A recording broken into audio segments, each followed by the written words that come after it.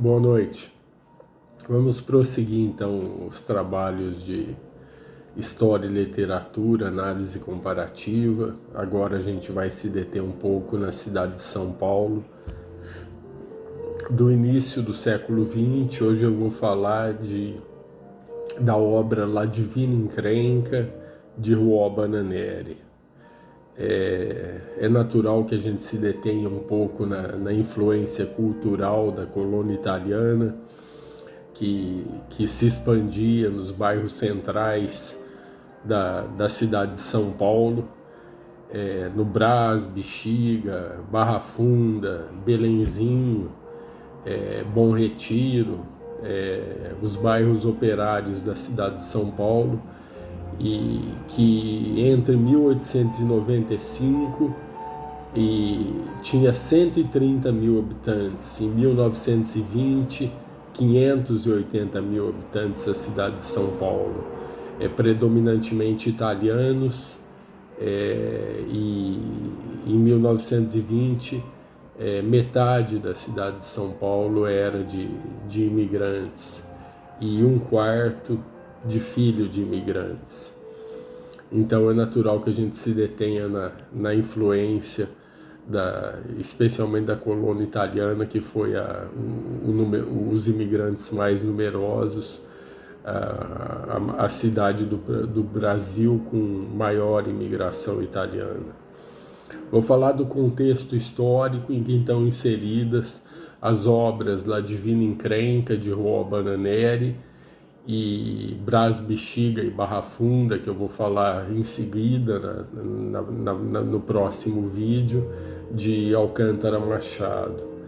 O contexto histórico ele abrange a abolição da escravatura, as imigrações, o êxodo rural e a urbanização e a industrialização incipiente.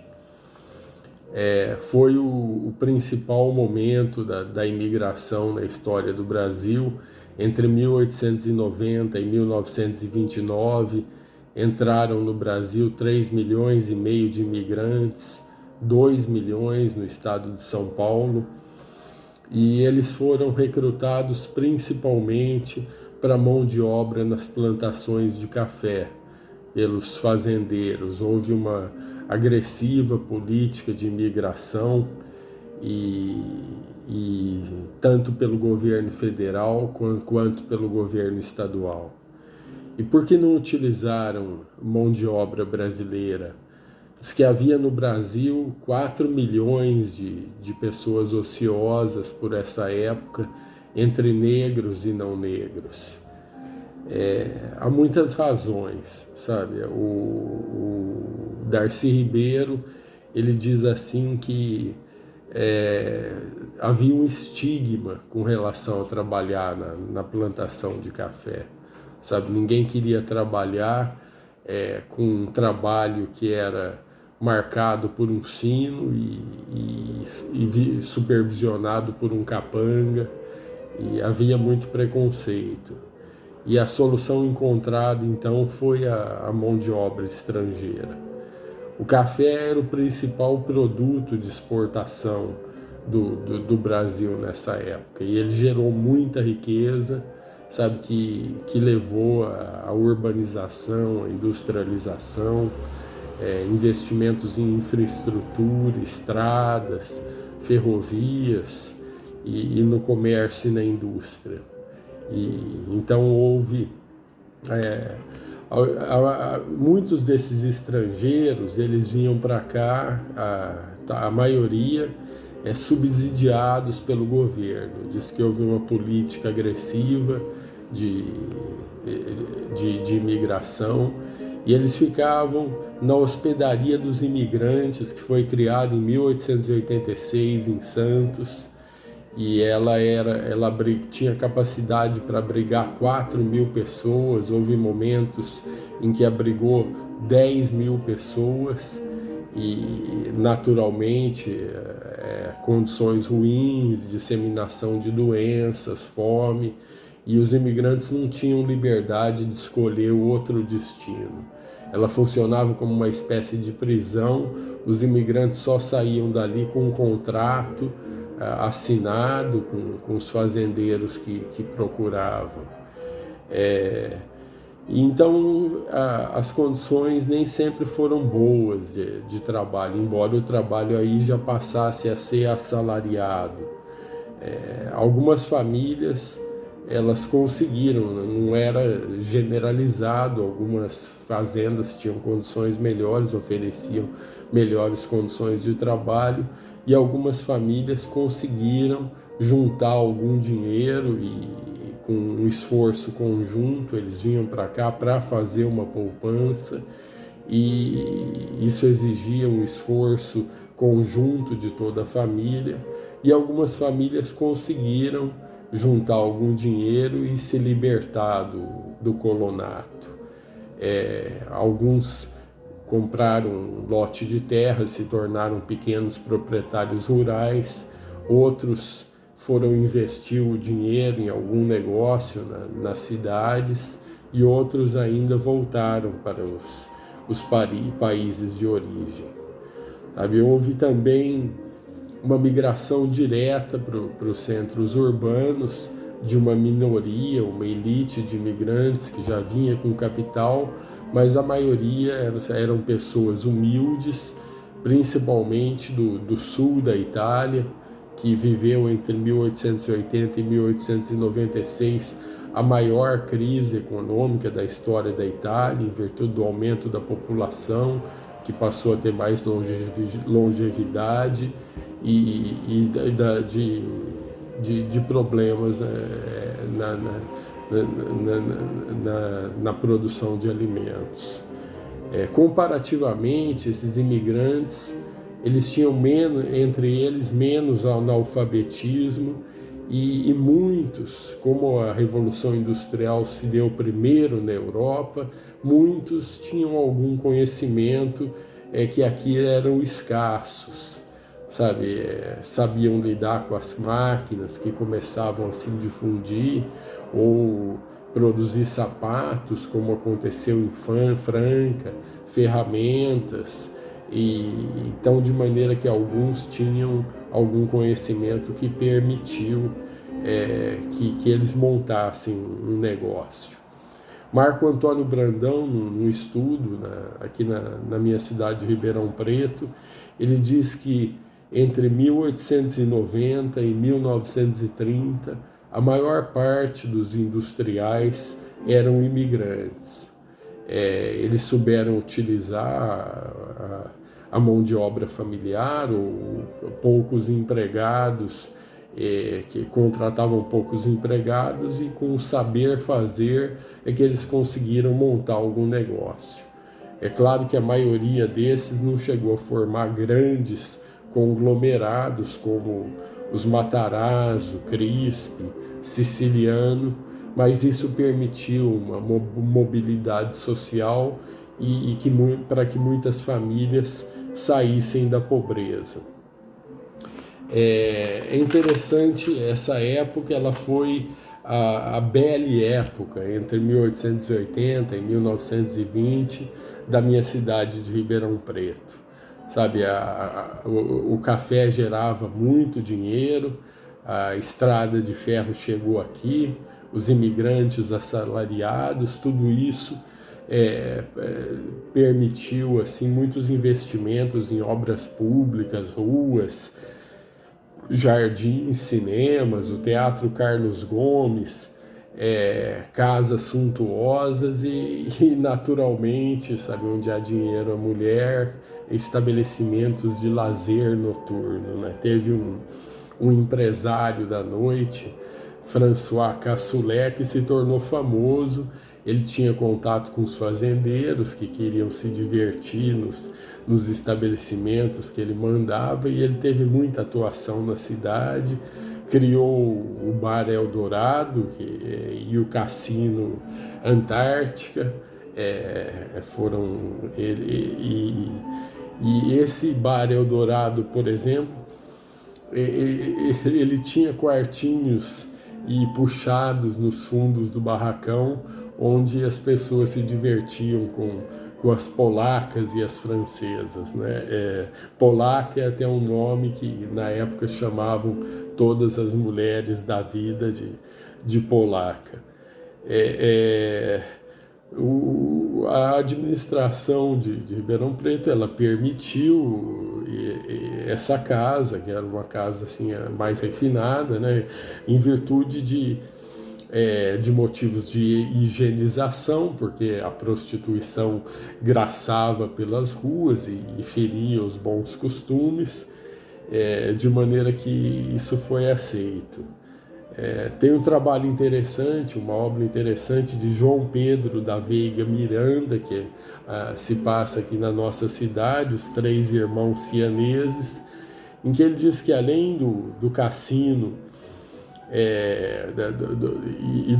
do Bar Eldorado e do Cassino Antártica e do Moulin Rouge, né, que fervilhavam na cidade, havia chalés, o Parque do Rio Pardo, a Floresta, a Pensão Chique, a Pensão Milonguita, a Pensão Oriental, a Pensão da Gata Preta, todas com belas mulheres, a maioria importadas, bacará, roleta, campistas. Então é natural, a riqueza ela gera também quando ela o lazer, o prazer, as pessoas aí passam a se preocupar além das suas necessidades materiais. Muito ilustrativo é o que escreveu Monteiro Lobato. Ele esteve por aqui em 1907, numa carta que ele escreve a Godofredo Rangel. Ele estava até com possibilidade de vir a ocupar um cargo aqui, o Monteiro Lobato, e ele escreve ao Godofredo Rangel: Rangel, estou seriamente endividado contigo, mas explica-se. O mês de dezembro passei todo fora daqui, em São Paulo e no Oeste. Corri as linhas da Paulista, Mogiana e Sorocabana, com paradas nas inconcebíveis cidades que da noite para o dia o café criou. São Carlos, um lugarejo de ontem, hoje com 40 mil almas. Ribeirão Preto com 60 mil, Araraquara, Piracicaba, Formosa e outras. Vim de lá maravilhado e todo semeado de coragens novas, pois em toda a região da Terra Roxa, um puro óxido de ferro, recebi nas ventas um bafo de seiva com pronunciado sabor de riqueza latente. Costumes, hábitos, ideias, tudo lá é diferente dessas nossas cidades da velha São Paulo e da tua Minas. Em Ribeirão Preto dizem que há 800 mulheres da vida, todas estrangeiras e caras. Ninguém ali ama o nacional. O Moulin Rouge, que era um concorrente do Bar Eldorado, funciona há 12 anos e importa champanhe e francesas diretamente. Então, essa riqueza toda que o café gerou, ela produziu uma urbanização, sabe? Muita gente foi tentar sorte nas cidades, em expansão, mas na realidade o ambiente nos centros urbanos era até mais hostil do que nas fazendas de café. Esses bairros italianos assim, eles eram bairros operários do proletariado, Brás, Bexiga, Barra Funda, Bom Retiro, Belenzinho, e em virtude de que a partir de 1890, com a industrialização, muitos imigrantes foram empregados e grande parte mulheres e crianças. A miséria ela era evidente nesses bairros operários. Em São Paulo havia 30% das moradias eram cortiços, com 6 a 10 pessoas morando num cômodo. Havia uma evidente exploração da força de trabalho para reduzir os custos de produção. o que gerou lutas trabalhistas que, através de greves, que já havia na Europa. Muitos desses imigrantes já tinham contato com ideias e com movimentos anarquistas, socialistas e sindicalistas. Entanto que a maioria dos líderes sindicais no começo do século XX eram italianos. Tudo isso ele está retratado no livro que eu utilizei como cenário, um esboço do cenário dessa época, Anarquistas Graças a Deus. Os avós da Zélia Gattai, eles foram imigrantes subsidiados que ficaram na hospedaria de Santos. A mãe da Zélia Gattai, ela trabalhou desde os 9 anos até o casamento numa fábrica de tecelagem, de maneira que mostra de uma maneira mais ilustrada essa realidade.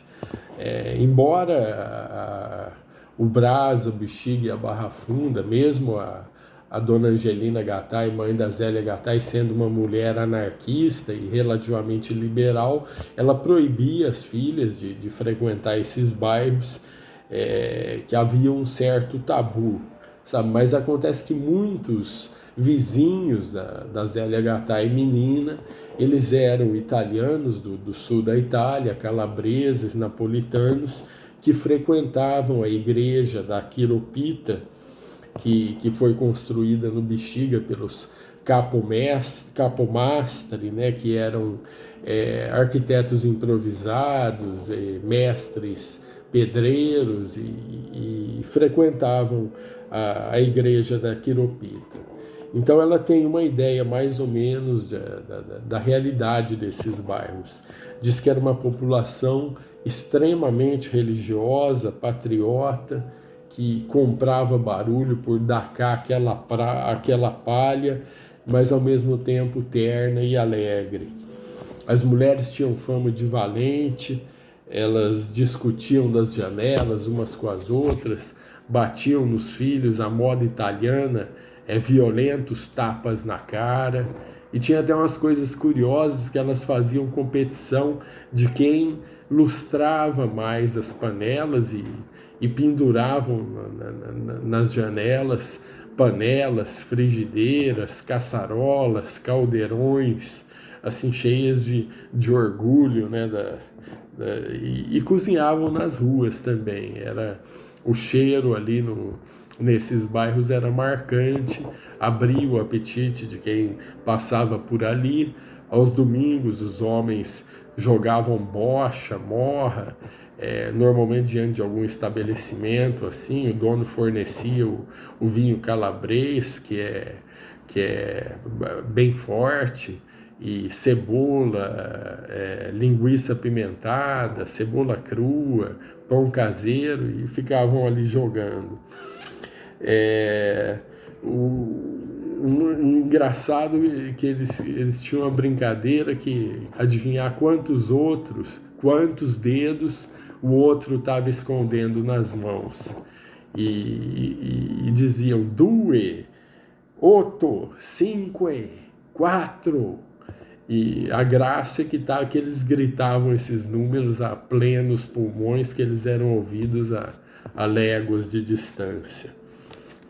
São Genário era o santo dos napolitanos, e São Vítor Martim, na igreja de Casaluce, também construída no Brás pelos imigrantes, a Madonna Nera, né? Então é nesse panorama aí que está inserido o Brás, Bexiga e Barra Funda. Ele retrata essa gente, e também a personagem Ruoba Naneri, ela foi inspirada nessa gente desses bairros operários com predominância italiana. Alexandre Ribeiro Marcondes é o nome do Juan Bananeri. Juan Bananeri, é claro, é um pseudônimo. Ele não era descendente de italiano, ele brasileiro, nasceu em Pindamonhangaba em 1892 e faleceu em 1933. Foi enterrado como Alcântara Machado no cemitério da Consolação. Então ele escrevia assim nesse patuá, né, falado em portuliano pela numerosíssima colônia italiana que vinha buscar a fortuna aqui no Brasil. Ele formou-se na Escola Politécnica. A Escola Politécnica, na comemoração dos 100 anos, fez uma reedição da obra mais famosa dele, que é La Divina Encrenca. E é isso, ele teve enorme sucesso por 2 décadas, escrevia no estado de São Paulo, escrevia também num periódico semanal criado por Oswald de Andrade, o Pirralho, que era ao mesmo tempo político, humorístico, e ele tinha uma coluna. E o sucesso dele, ele está na irreverência, né? A gente tem que entender que nessa época o La Divina Encrenca ele é feito de paródias. São principalmente paródias de sonetos consagrados, de Olavo Bilac, Casimiro de Abreu, Gonçalves Dias, Camões, e também paródias de La Fontaine, e ele fazia essas paródias e chamava atenção porque isso não era pouca irreverência, sabe? Essas obras eram cultuadas, sabe? As pessoas falavam assim com a voz impostada, como quem diz, olha, isso é a coisa mais linda do mundo, tudo isso, e ele foi brincar com isso. O mesmo que aconteceu no momento mais polêmico, que eu vou falar da Semana de Arte Moderna, quando Ronald de Carvalho leu o poema Os Sapos, que é uma brincadeira com os parnasianos. Isso provocou, de fato, muita revolta, sabe? Quase não deixaram ele concluir, atiravam objetos, bananas, frutas no palco, de maneira que... então é isso. Eu vou dizer 3 poemas desse livro, La Divina Encrenca, do Juan Bananeri, e que são paródias. Então eu vou dizer primeiro o original e em seguida a versão do Juan Bananeri. Vamos começar com o Soneto Clássico. Soneto Clássico é uma paródia de Raquel de Camões, que é aquele poema que diz: 7 anos de pastor, Jacó servia Labão, pai de Raquel, serrana bela, mas não servia ao pai, servia a ela, e a ela só por prêmio pretendia. E os dias, na esperança de um só dia, passava, contentando-se com vê-la. Mas o pai, usando de cautela, ao invés de Raquel, lhe dava Lia.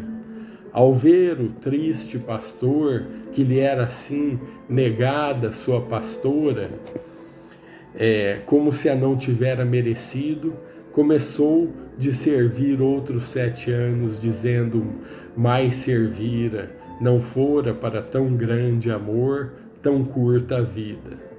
E agora a versão do Juan Bananeri. 7 anos de pastore. Eu não sei imitar bem o sotaque. Eu tinha um amigo na faculdade de jornalismo que era de descendência italiana, que dizia com muita graça. Na época eu até imitava a maneira do paulista falar italianado. Ora, meu negócio, você não acredita. Mas é uma coisa assim que eu não consigo. Vou tentar.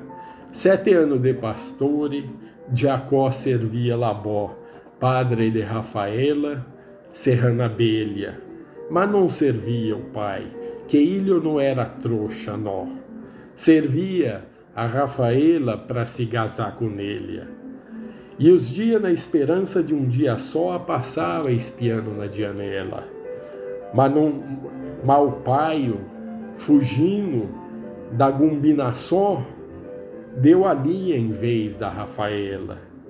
Quando Jacó descobriu o engano e que tinha caído na esparrela, ficou com um bruto de um garó de arara e começou de servir outros 7 anos, dizendo, se o Labó não fosse o pai dele, Ló pegava ele e lhe quebrava a cara. Então, esse é o poema Soneto Clássico. Mim na Terra, né? É uma brincadeira com a canção do exílio de Gonçalves Dias. Minha terra tem palmeiras, onde canta o sabiá, as aves que aqui gorjeiam não gorjeiam como lá, nosso céu tem mais estrelas, nossa várzea tem mais flores, nossos bosques têm mais vida, nossa vida mais amores, de cismar sozinho à noite, mais prazer encontro eu lá. Minha terra tem palmeiras, onde canta o sabiá. Não permita, Deus, que eu morra sem que volte para lá, sem que veja os primores e as palmeiras onde canta o sabiá, come alguma coisa. Minha na Terra, então, é a paródia da canção do exílio. Minha na Terra tem palmeira, que canta em cima o sabiá. As aves que estou aqui também tudo sabe gorjear. A abóbora celeste também, que tem lá na minha terra, tem muitos milhões de estrelas que não tem na Inglaterra. Os rios de lá são mais grandes dos rios de Tutanassó, e os matos se perdem de vista no meio da imensidão. Na minha terra tem palmeiras, dove canta a galinha da Angola. Na minha terra tem o vaprele, que só anda de cartola. Então, essa canção do exílio. E para terminar, o Hora Direis, do Olavo Bilac, né? Ouvir estrelas. Hora direis, ouvir estrelas, certo perdeste o senso.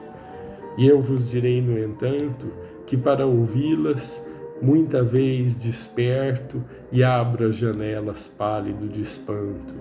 E conversamos toda a noite, enquanto a Via Láctea, como um palho aberto, cintila, e ao vir do sol, sereno e em pranto, ainda as procuro pelo sol deserto. Direis agora, deslocado amigo, que conversa com elas, que sentido tem o que dizem quando estão contigo? E eu vos direi, amai para entendê-las, porque só quem ama pode ter ouvido capaz de ouvir e de entender estrelas. E agora a versão do Bananeri, ouvir estrela. Que escutar estrela, né, minha estrela, você está maluco?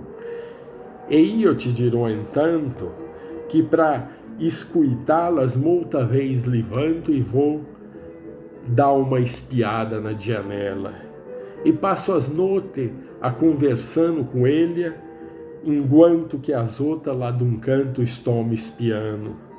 E o sol como um brilhante nasce, olho para o céu, cadê estrela?